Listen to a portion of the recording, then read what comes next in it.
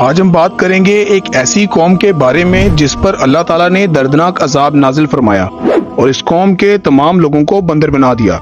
اس قوم کے لوگ کون سا ایسا گناہ کرتے تھے جس کی وجہ سے اللہ تعالیٰ نے ان پر دردناک عذاب نازل فرمایا، اور یہ لوگ بندر بننے کے بعد کتنی دیر زندہ رہے، اور پھر ان لوگوں کو کس قدر دردناک موت آئی۔ جب یہ لوگ بندر بن گئے تو یہ لوگ اپنے عزیز و اقارب کو دیکھ کر کیا کہتے تھے، اور کیا آج کے دور کے پائے جانے والے بندر اسی قوم کی نسل میں سے ہیں؟ اگر آپ ایسی ہی اسلامک اور معلومات سے بھرپور ویڈیوز دیکھنا پسند کرتے ہیں تو ہمارے چینل کو لازمی سبسکرائب کریں۔ انسانوں کے بندر بننے کی ابتدا حضرت داؤد علیہ السلام کی دور سے ہوئی۔ اس واقعے کا پس منظر کچھ یوں ہے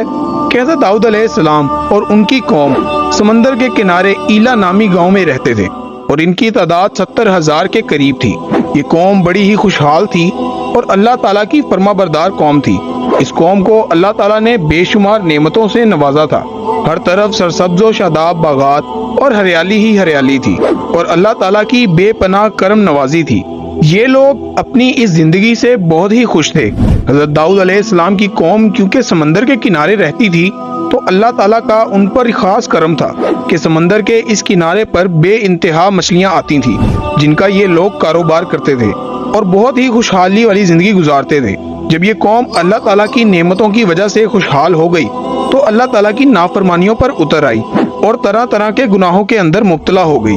اور پھر ایک دن اللہ تعالیٰ نے اس قوم کا امتحان لینے کا ارادہ کیا اور حضرت داؤد علیہ السلام کو وحی بھیجی کہ اپنی قوم سے کہہ دیں کہ سنیچر والے دن یعنی کہ ہفتے والے دن مچھلی کا شکار کرنا بند کر دیں۔ اس طرح اللہ تعالیٰ نے حضرت داؤد علیہ السلام کی قوم پر ہفتے والے دن مچھلیوں کا شکار حرام فرما دیا، اور پھر یہاں سے اس قوم کی بربادی شروع ہو گئی۔ حضرت داؤد علیہ السلام نے اپنی قوم کو بتایا کہ اللہ تعالیٰ نے ہفتے والے دن مچھلیوں کے شکار کو حرام قرار دے دیا ہے، تو وہ لوگ بہت ہی زیادہ پریشان ہو گئے اور ساری قوم سر جوڑ کر بیٹھ گئی، کیونکہ ہفتے کا دن ہی وہ دن تھا جس میں مچھلیاں وافر مقدار میں آتی تھیں اور خود بخود کنارے پر آ جایا کرتی تھی، اور باقی دن ایسے تھے کہ بہت کم اور نہ ہونے کے برابر مچھلیاں پکڑی جاتی تھی۔ اس قوم کا گزر بسر کیونکہ مچھلیوں کے شکار پر تھا، اس وجہ سے اللہ تعالیٰ کا یہ حکم سن کر یہ قوم پریشان ہو گئی، اور یہ نہیں جانتے تھے کہ یہ اللہ تعالیٰ کی طرف سے ایک آزمائش ہے۔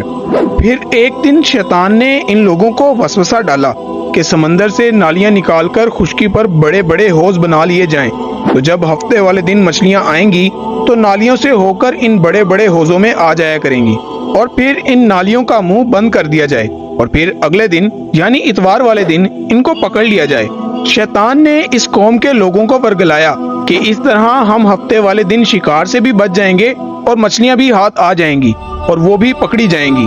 بہت سے لوگوں کو یہ ہیلا بازی اچھی لگی اور انہوں نے ایسا کرنا شروع کر دیا اور سمندر سے چھوٹی چھوٹی نالیاں نکال کر بڑے بڑے حوضوں میں ڈال دی، جس کے ذریعے وافر مقدار میں مچھلیاں ان حوضوں میں داخل ہو جاتی۔ اس قوم کے لوگوں کو یہ ہیلا بہت پسند آیا، لیکن اس قوم نے یہ نہ سوچا کہ جب مچھلیاں حوض میں آ کر قید ہو گئی تو مچھلیوں کا شکار ہی ہو گیا، اس لیے یہ شکار بھی ہفتے والے دن ہی قرار پایا جو اللہ تعالیٰ نے حرام قرار دیا تھا۔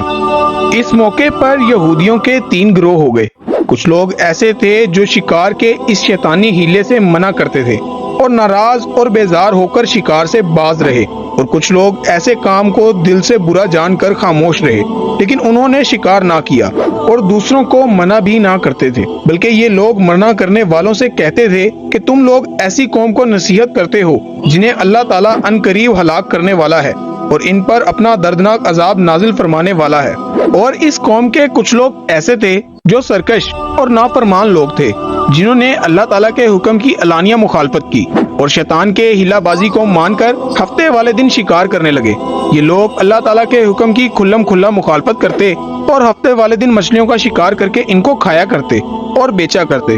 ناظرین، حضرت داؤد علیہ السلام کی قوم کے 12,000 ایسے نافرمان افراد تھے جو منع کرنے کے باوجود بھی ہفتے کو ان نالیوں کے ذریعے شکار کرتے رہے۔ حضرت داؤد علیہ السلام نے ان 12,000 نافرمان لوگوں کو اللہ تعالیٰ کے عذاب سے ڈرایا کہ وہ لوگ اللہ تعالیٰ کی نافرمانی سے باز آ جائیں، لیکن وہ لوگ باز نہ آئے اور کھلے عام شکار کرنے لگے۔ چنانچہ وہ لوگ جو اس بات کو برا جانتے تھے،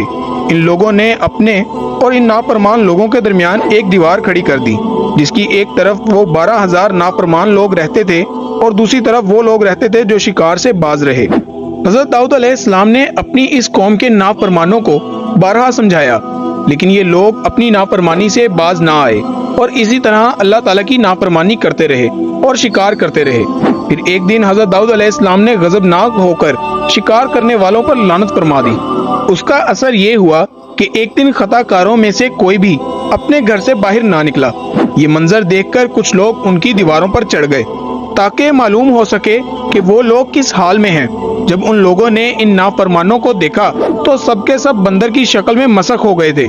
اللہ تعالیٰ نے ان کی نافرمانی کی وجہ سے ان پر اپنا دردناک عذاب نازل فرمایا اور ان کو انسانوں سے بندر بنا دیا۔ جب لوگ ان مجرموں کا دروازہ کھول کر ان کے گھر میں داخل ہوئے تو وہ بندر اپنے رشتہ داروں کو پہچانتے تھے اور ان کے پاس آ کر ان کے کپڑوں کو سونگھتے تھے اور زاروں قطار روتے تھے، لیکن کچھ بول نہ سکتے تھے۔